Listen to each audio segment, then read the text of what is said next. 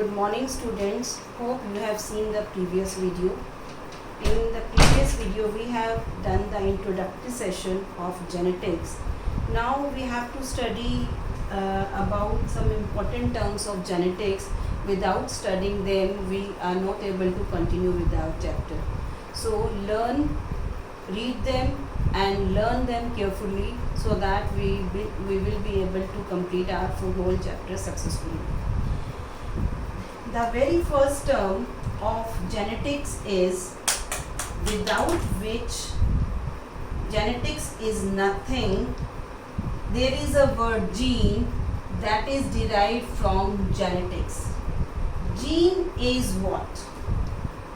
Our body has thousands of genes and each gene has a particular function. So it is called functional unit of inheritance. Yesterday we have studied about inheritance. Inheritance, the process by which characters are transmitted from the parents to the offspring, is called inheritance. यानी कि जो characters पास होते हैं from parents to the offspring, वो जो characters पास होते हैं, they are nothing but they are called gene. First of all, we should know who coined the term gene. Gene is coined by a scientist, Johanson. Johanson coined the term gene, and these genes are nothing but these genes are the factors as given by Mendel. Mendel calls these genes as factor. तो gene हमारी body से बच्चे की body में क्या जाता है, that is what jeans, जो कि किस पे प्रेजेंट होते हैं, क्रोमोसोम्स पे प्रेजेंट होते हैं, वो पेरेंट्स से ऑफस्प्रिंग की बॉडी में जाता है. Now second is, and the important is, allele. बच्चों को इस एलील वर्ड से बहुत डर लगता है. एलील वर्ड अगर आप ध्यान से सुनेंगे तो आपको आज ही समझ आ जाएगा. It is called alternative form of a gene. Gene जितनी फॉर्म्स में रहता है, फॉर एग्जाम्पल एक हाइट है, हाइट का एक जीन है, वो जीन टॉल की फॉर्म में भी रह सकता है और ड्वार्फ की फॉर्म में भी रह सकता है. तो जो उसकी जितनी टाइप्स होती हैं, those are called alleles. Alleles are called alternative form of a gene. For example, for height we have two genes. One is tall and other is dwarf. So tall and dwarf are the alleles of the gene that is for height. Is it clear? Tall and dwarf are the alleles of a gene that is meant for height. तो एक allele, एक gene जितनी forms में रहता है, कोई gene दो forms में रहता है, वो दो फॉर्म्स कौन सी होती हैं? One is dominant and other is recessive. तो डोमिनेंट जो है टॉल और ड्वार्फ में टॉल है, और रिसेसिव क्या है? ड्वार्फ है. पर डोमिनेंट और रिसेसिव क्या होता है ये हम समझते हैं. डोमिनेंट जो जिसकी बात हमेशा मानी जाए, रिसेसिव मीन्स रिसेसिव की बात तब मानी जाए जब डोमिनेंट वहाँ पर नहीं है. For example, let's talk about a story. एक फैमिली है, उस फैमिली में मदर और फादर है और वो आप भी हैं वहाँ पर. अब मम्मी पापा में से किसकी ज़्यादा चलती है?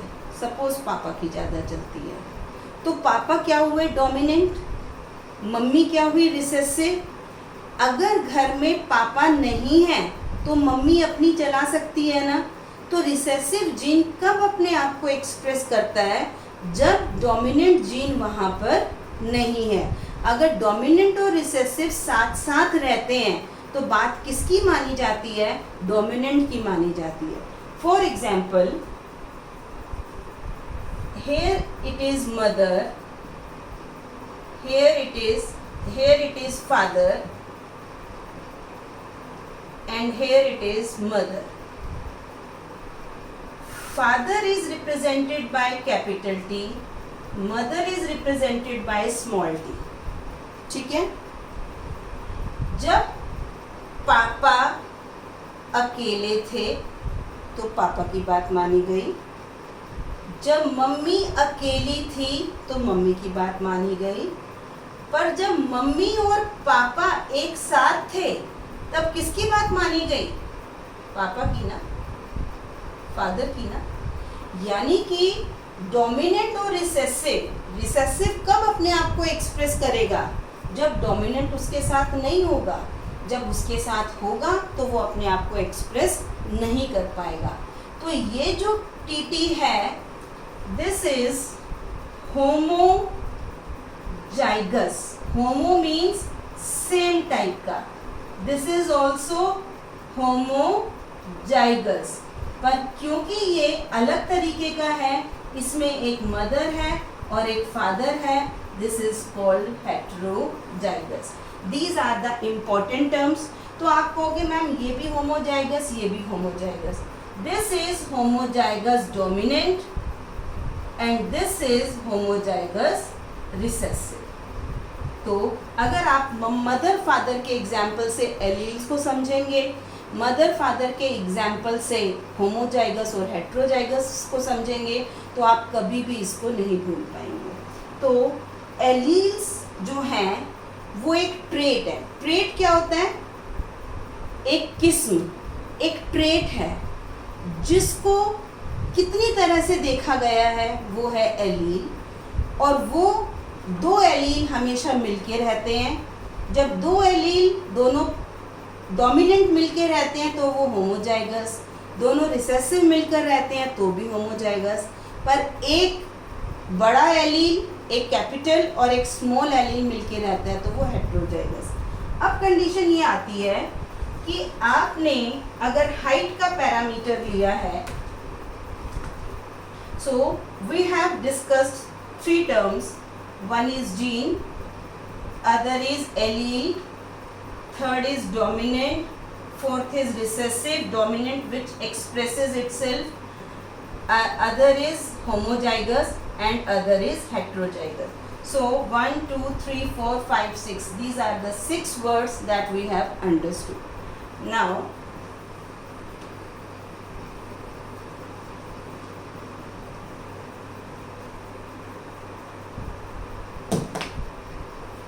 height is determined by a plant expresses itself into 2 forms, either tall or dwarf. Tall is, if we say dominant, हमको पता लग गया है. Dwarf if we say is recessive.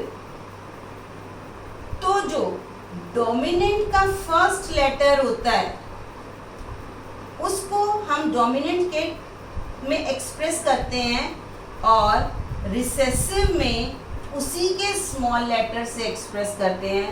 अगर कोई कहे मैडम इसको स्मॉल डी भी तो कर सकते थे, तो वो नहीं होगा। जो डोमिनेंट का लेटर है उसी के स्मॉल अल्फ़ाबेट से हम उसको एक्सप्रेस करते हैं। रिसेसिव की अपनी वो वाली एग्जिस्टेंस नहीं होती। तो एक साथ हमारे पास 2 क्रोमोसोम्स हैं, 2 क्रोमोसोम्स हैं एक जैसे, दोनों पर एक एक जीन होगा। तो height of a gene is expressed as capital T, small t and capital T small t. This is tall, this is dwarf and this is also tall because it will not express itself. Now after this there are 2 terms. One is phenotype and other is genotype. phenotype is external appearance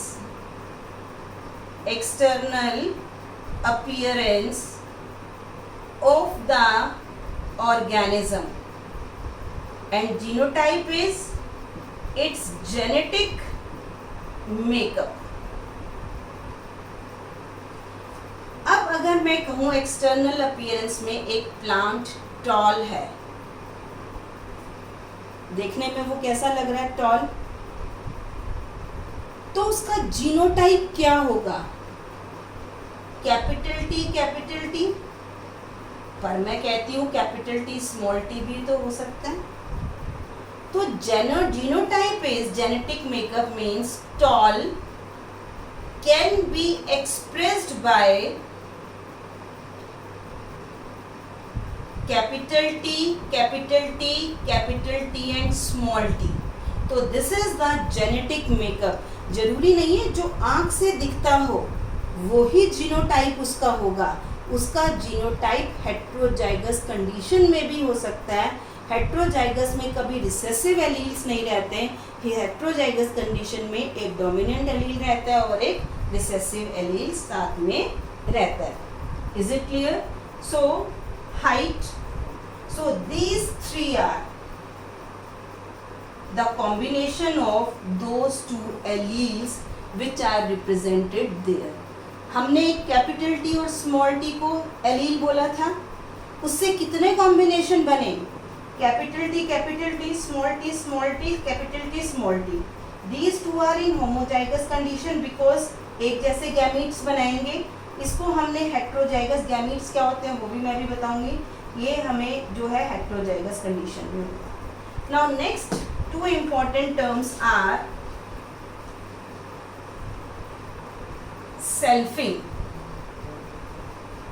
हमने self hybridisation और cross hybridisation पढ़ा है, self pollination पढ़ा है।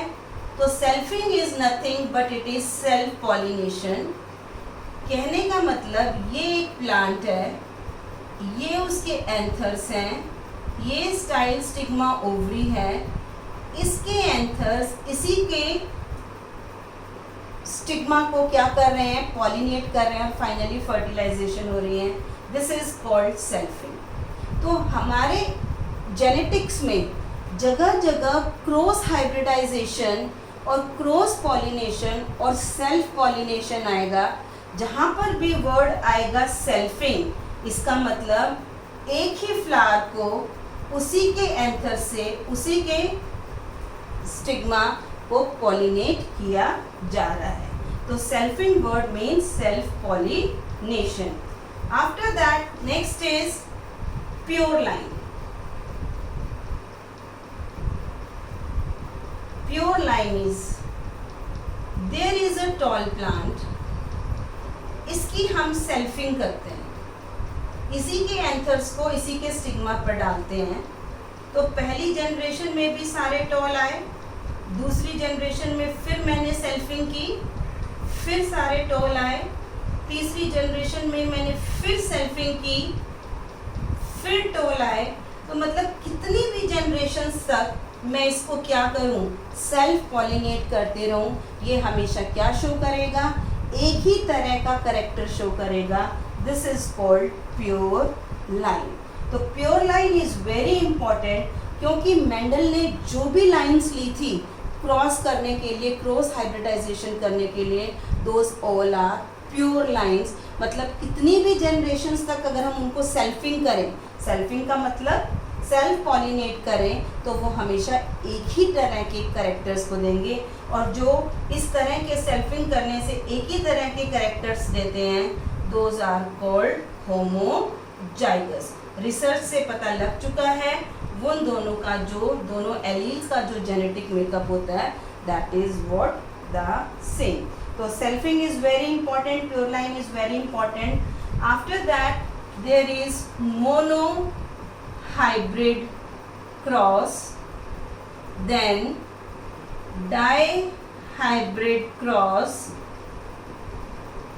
then hybrid cross. हमारे syllabus में up to trihybrid cross है. Mono hybrid cross means mono means 1, di means 2, tri means 3. जब हम 1 ट्रेट को डिस्कस करते हैं तो मोनो, जब 2 ट्रेट्स को डिस्कस करते हैं तो डाई, जब 3 ट्रेट्स को डिस्कस करते हैं तो ट्राई. मोनो का मतलब हम एक ट्रेट डिस्कस कर रहे हैं, height of the plant, that is tall and dwarf. सिर्फ एक ट्रेट डिस्कस कर रहे हैं, this is mono hybrid cross. Di hybrid का मतलब हाइट ऑफ द प्लांट तो हम डिस्कस कर ही रहे हैं, साथ में हम कलर ऑफ द फ्लावर भी डिस्कस कर रहे हैं. यानी कि capital T, capital T, capital P, हम साथ में 2 ट्रेट्स डिस्कस कर रहे हैं साथ में. तो जब हम 2 ट्रेट्स एक साथ डिस्कस करते हैं then that becomes di hybrid. जब हम 3 traits, height of the plant, colour of the flower and position of the flower discuss करेंगे तब वो क्या बन जाएगा, ट्राई हाइब्रिड क्रॉस. तो एक साथ एक ट्रेट डिस्कस करने को मोनो हाइब्रिड, 2 ट्रेट डिस्कस करने को डाई हाइब्रिड, 3 ट्रेट डिस्कस करने को try hybrid. So all these definitions that I am putting here, all are given in the PDF that I have sent to you today. So I hope you all will go through it seriously. If this video is not clear in one go, then please try to see it again and again, because these are the important terms that we are going to discuss in our coming chapter. Without these terms we are not able to do our chapter successfully. So I hope you all will do it. Thank you. Have a nice day.